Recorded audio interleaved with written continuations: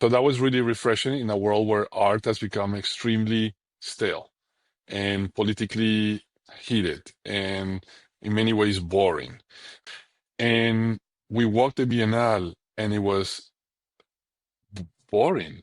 It was dead. There was no energy. And then we walked down, we walked through Venice, and we went to the Bright Moments finale, the last exhibition, and all of these young artists and energy and creativity and pushing each other and collaborating and clapping for each other's success and the news stories. And it just felt like you were back in Paris 1910s or 1920s when the artists had that kind of energy.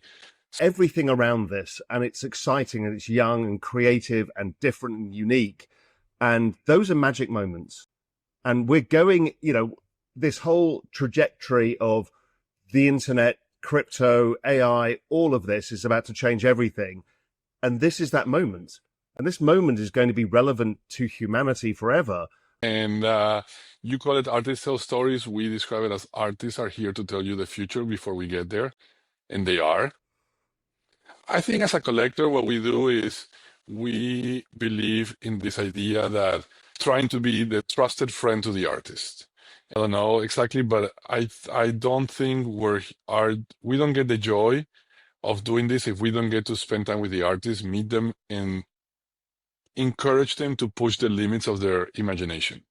Because that is the best way, that's where art should live. The same way entrepreneurs are the best when you push them to the limits of their imagination and you just give them the support and the trust and the comfort that you're there for them if shit goes bad, right?